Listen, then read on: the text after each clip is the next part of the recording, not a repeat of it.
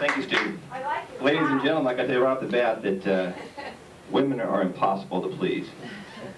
I'll tell you what. Well, he really set himself up for this one, didn't he? Yeah, let's see him dig himself out of this hole. I was home last week with my wife, sitting on my lap. We're having some nice romantic time. And she looks at me and she goes, "Honey, tell me how much you love me."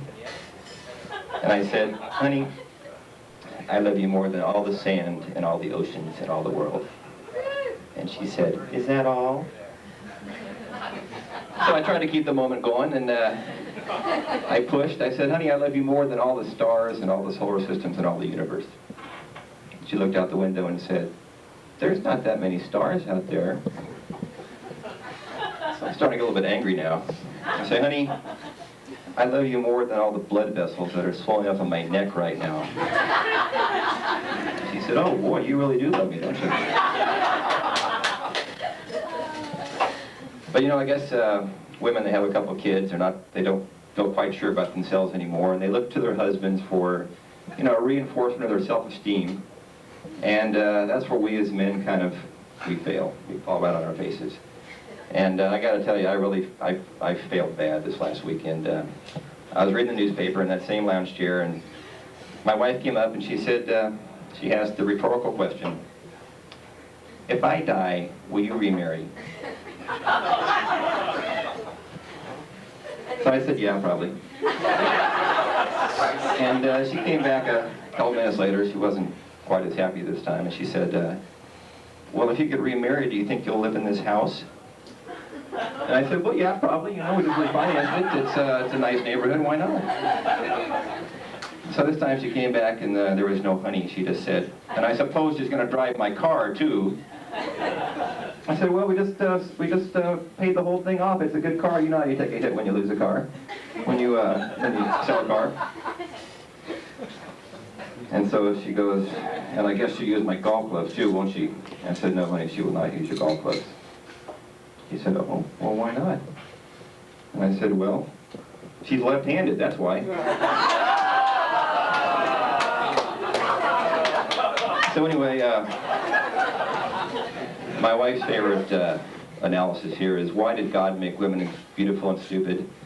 Well, he made women beautiful so that men would love them, and he made them stupid so that they would love men. Anyway, three of my buddies were sitting around the other day talking, and one guy goes, "You know," he was a newlywed, he goes, "marriage is grand." And the other guy goes, "Yeah, but divorce, that's $100,000. And the third guy, he spoke up, he goes, "You know, love, that's the illusion that one woman might actually be different from another."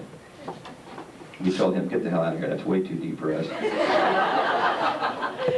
But anyway, I guess you've probably seen the news. The newest thing now is, it's been on all the news and the newspapers, is women will be allowed in combat.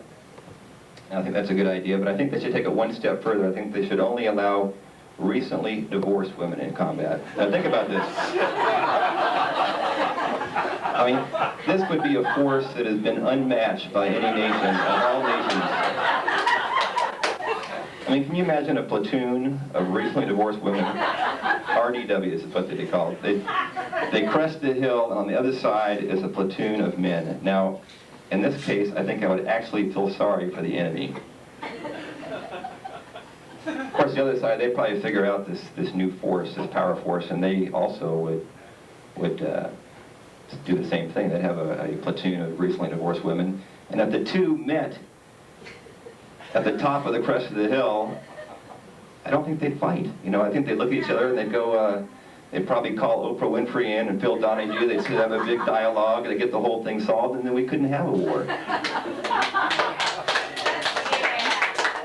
So maybe we should have a president who's a recently divorced woman, huh? That's a good idea. All right, thank you very much.